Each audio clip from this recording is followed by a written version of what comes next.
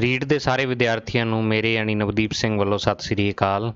ਤਾਂ ਜਿਸ ਤਰ੍ਹਾਂ ਆਪਾਂ ਰੀਡ ਦੇ ਪੇਪਰ ਦੀ ਆਂਸਰ ਕੀ ਕਰ ਰਹੇ ਸੀ, ਉਸੇ ਸਿਲਸਿਲੇ ਨੂੰ ਅੱਗੇ ਵਧਾਉਂਦੇ ਹੋਏ ਅੱਜ ਮੈਂ ਤੁਹਾਨੂੰ ਕਰਾ ਰਿਹਾ 23 ਜੁਲਾਈ ਦੀ ਸ਼ਿਫਟ ਸੈਕਿੰਡ ਸੀ ਜਿਹੜੀ, ਯਾਨੀ ਕਿ ਲੈਵਲ 2 ਵਾਲਿਆਂ ਦੀ ਇਹ ਫਸਟ ਸ਼ਿਫਟ ਸੀ, ਪਰ ਵੈਸੇ ਸ਼ਿਫਟ ਸੈਕਿੰਡ ਸੀ ਰੀਡ ਦੀ। ਔਰ ਲੈਂਗੁਏਜ ਸੈਕਿੰਡ ਹੈ ਇਹਦੇ 'ਚ ਪੰਜਾਬੀ, ਔਰ ਜਿਹੜਾ ਇਹ ਪੇਪਰ ਦਾ ਸੈੱਟ ਹੈ ਇਹ ਸੈੱਟ ਏ ਹੈ। ठीक है, तो ये देखो सब तो पहला 61 नंबर क्वेश्चन है। ये की है कि अध पा खिचड़ी चुबारे ते रसोई खाण का सही अर्थ की है, तो यदा उत्तर हो जाऊगा सी। जो किसी के हथ पल्ले थोड़ा हो पर दसे बहुत, यानी कि चुबारे चढ़ना मतलब कि बहुत ज़्यादा दसना। फिर 62 नंबर प्रश्न है पंजाबी के पिछले स्वर किहड़े हैं। ये उचारण के आधार पर स्वर होंगे हैं भी, आप स्वरां का उचारण अगों पिछों या विचालों, तो इस उचारण के आधार पर इन्होंने वंडिया जाता है, तो ये आ जाऊगा ये। फिर 63 नंबर प्रश्न है। 63 नंबर च की आऊगा, मेरे पिता जी ने व्यापार में खालिस्तान तो बाद सुख का साह लिया, यानी सुखी हो गए, तो पैर जमने, पैर जमन तो बाद की हो गए वो सुखी हो गए। फिर 64 नंबर प्रश्न है थोड़े को डकवां व्यंजन है। तो देखो डकवां व्यंजन इत्थे आ जाऊगा बै, क्योंकि यैड है तो वै, ये सारे पंजवें व्यंजन आ गया, एक पहला व्यंजन आ गया है।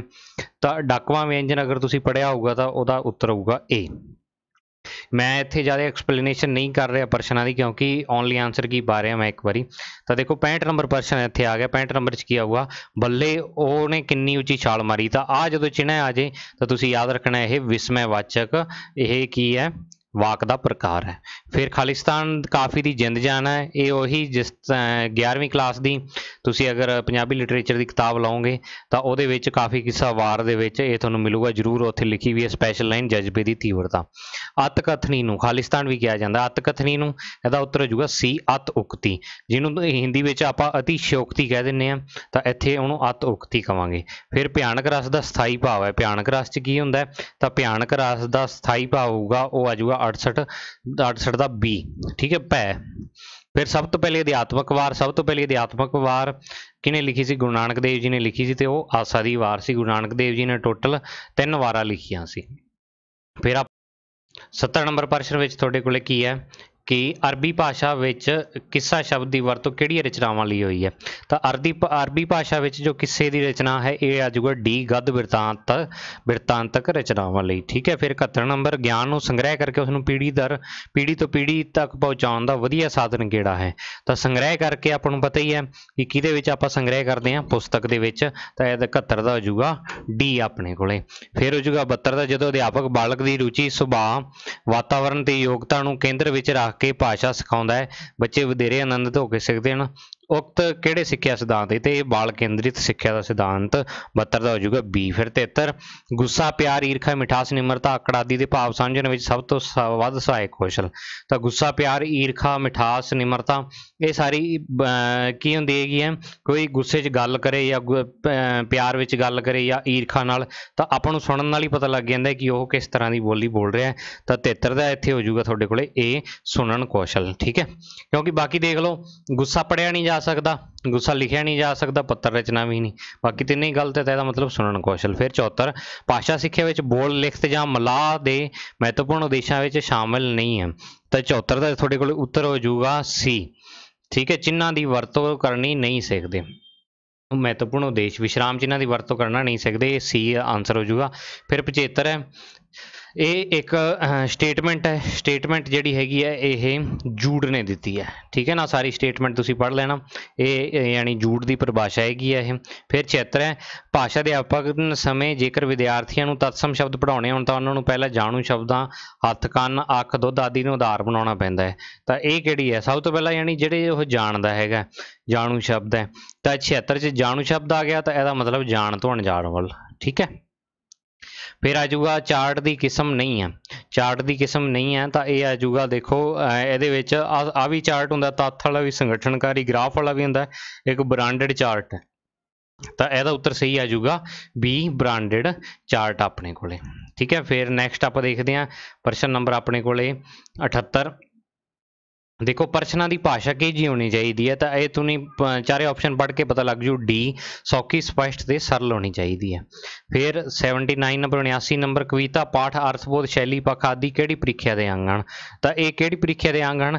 ये है पाठ समग्री दे ज्ञान की प्रीखिया दे अंग हन। ठीक है, कविता पाठ अर्थबोध शैली सारा कुछ वरतना भी तुहानूं किन्नी क यानी सीमा तक ज्ञान होया। फिर 80 नंबर क्वेश्चन, जिहड़े बच्चे पढ़ना लिखना नहीं जानते उन्हां दे व्यवहार नूं मापन लई किहड़ी मूल्यांकन विधि का प्रयोग करना लाभदायक होंदा है।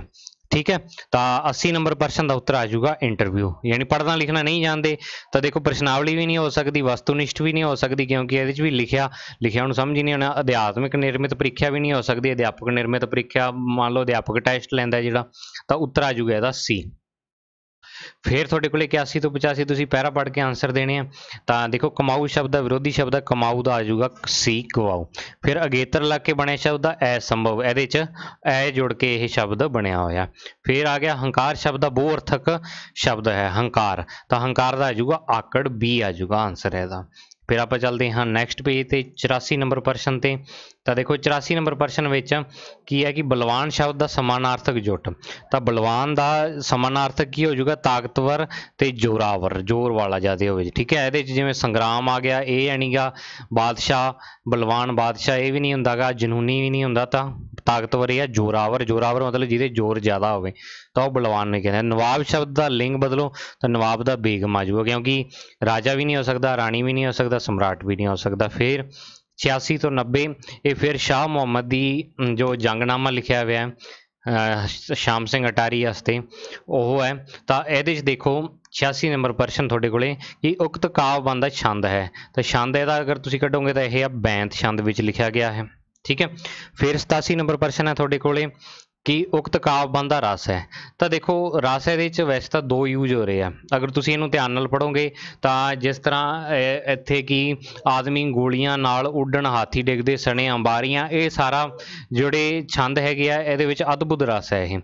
ठीक है, तो लेकिन ये तुसी लास्ट में देखो कि शाह मुहम्मद एक सरकार वाजो फौजा जित के अंत नूं हारियां ने, यानी कि इत्थे जो शाह मुहम्मद कहना चाह रहा है कि सरकार इत्थे रणजीत सिंह जो महाराजा रणजीत सिंह सी उन्हां नूं कह रहा भी उन्हां दी याद कर रहा है इत्थे उन्हां नूं। तो इत्थे अद्भुत रस ते करुणा रस दोनों ही आउणगे वैसे तो, लेकिन अगर दोनों किते जाके इकट्ठे होण तो उहदे विच करुणा रस नूं प्रधानता दित्ती जाती है।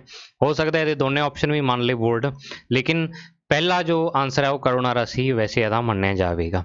88 नंबर का देखो उक्त काव्यबंध का रूप किहड़ा है, तो ये जंगनामा है। 82 का 88 का बी हो जाऊगा। फिर तेगा शब्द का अर्थ है, तेगा होंदियां किरपाना। फिर हाथी डिगदे सने अंबारियां नहीं, तुक विच आए शब्द अंबारियां का की है, अंबारियां हौदे, हौदे किहड़े होंदे जिथे हाथी नूं चलाउण वाले, हाथी दे उत्ते बैठण वाले यानी जो राजे महाराजे वो बहिंदे है महावत दे पिछली जगह उन्होंने होदे कह देंगे हैं। तो ये सी पंजाबी दी आंसर की जो 23 जुलाई नूं पेपर होया सीगा सैकेंड शिफ्ट च। तो मैनू उम्मीद है थोनू जरूर सही लगी हो। आपदे वन्नियों मैं सही यानी कि क्वेश्चन की चोण करी है उत्तरां दी, लगभग 99% थोनू यही प्रश्न मिलणगे। फिर भी चलो बोर्ड वाली आंसर की आप आओगे मिलावांगे, पर इत्थों तुसीं एक अंदाजा ला सकते हो कि मेरे किन्ने क्वेश्चन सही होंदे आ, अंदाजा ला सकते हो कि रीड से मेरे किन्ने नंबर बनते हैं। तो अज की वीडियो लिए इन्ना ही। सत श्री अकाल, मिलते हैं अगली वीडियो च।